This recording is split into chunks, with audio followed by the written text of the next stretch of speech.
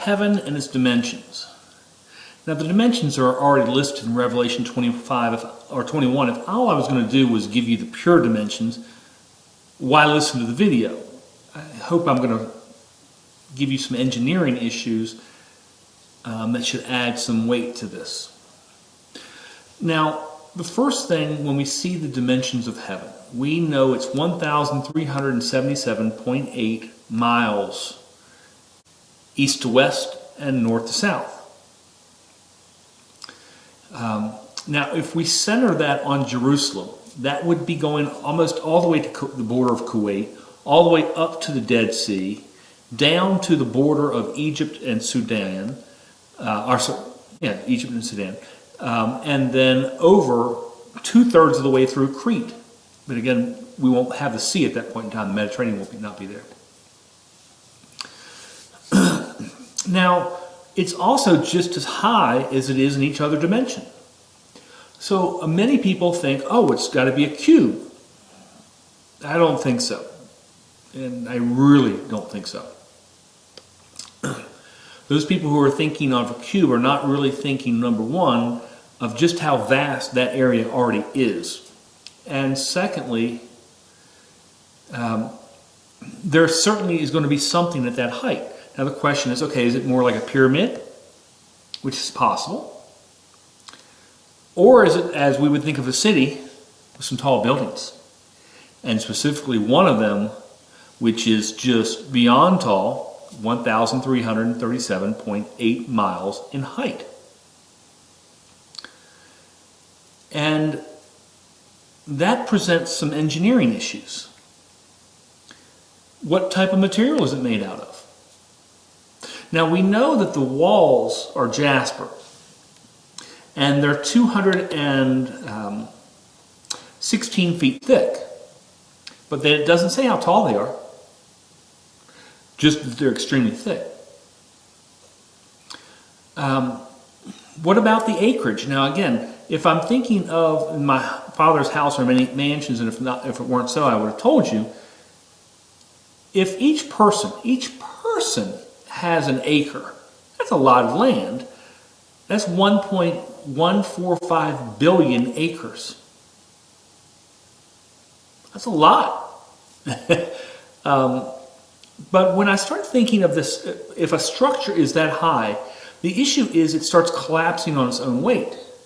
You know, granite has a compressive strength of 19,000 psi. That means you could build something as a block, no matter what the dimensions of the block, whether it's small, large, whatever, it will crush under its own weight in 3 miles. It'll go up 16,300 feet before it breaks under its own weight. That's if it's with no hollow point in there at all. That's just a solid block of granite. That's how far it'll go before it collapses under its own weight. And you can say, well, a minute now, granted, I can see mountains that are taller than that. Mount Everest is more than 3 miles. Yes, but Mount Everest is not straight up. It's not a block going up. It's a mountain, so it has more at the base, so it can handle that weight. So this may have people thinking, oh, okay, so pyramid. Possible. But again, unlikely. Simply because the amount of height is just so extreme. Space is 62 miles up. And that is really a real issue because, again, quartz, which is the next thing that's really way up on the compressive strength, because instead of 19,000 for granite, quartz is 160,000 psi. So you can go up about 30 miles high with quartz. Still not high enough not to go 1,337.8. Realistically, one of the few structures or items that's going to give you that height is diamond. Now, diamond has a compressive strength of 6.425 million psi, but it also weighs more than granite. It's granite weighs in as 0.097 pounds per square inch. Diamond is 0.13 pounds per square inch. So it only allows you to go up 780 miles tall, but because you're now in, that would actually be up in space, the mass is the same, but the weight is not. So the weight would actually decrease. Diamond is really the only, I mean, there may be some other structure or some other materials that would be close to diamond in strength that would allow it. But if I'm thinking about the house of where the Creator would live, I'm thinking about that is the tower, the thing which has that amount of height. Where he brings, you know, the light comes from the Creator and the Messiah. And could you imagine if their house is made out of diamond? And if it's up that tall, there are some people who are flat earthers and some that are globe earthers. If you're a globe earther, at the farthest point you could be away from that, which is 669 miles from center, from Jerusalem, you've got 444.8 feet of curvature. So it's no big deal. You're going to see that structure no matter where you are in heaven. If heaven is flat as a city, except for this one extremely tall structure, you'd see it no matter where you were. You'd see this thing of diamond just glistening all the time. Now, does it have to be diamond? No. Could be ruby, could be some other materials. Diamond is the one that I've done the math on that does work. You know, the issue is you have to break the 62-mile function to at least start breaking an aspect of weight. Then your weight starts going down. And again, diamond only goes up 780 miles, but because of that difference from being out that far into space, it would actually survive. And so I would actually think that that largest structure is probably made out of diamond. Cannot say that it is. It's just something that would survive that compressive strength to go up that high.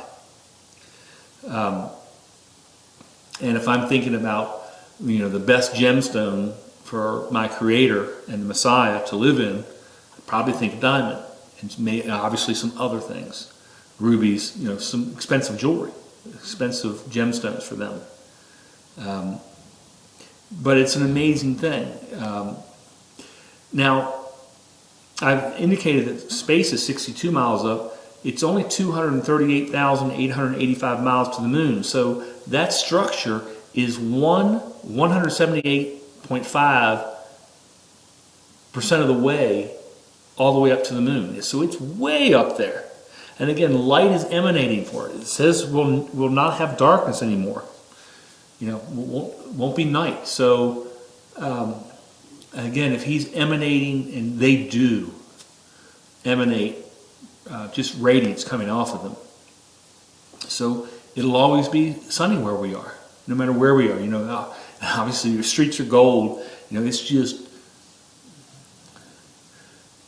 it's a place that's undescribable in every possible way. And I really don't do this type of study that much. I only did this one because the geekiness side of trying to figure out the engineering.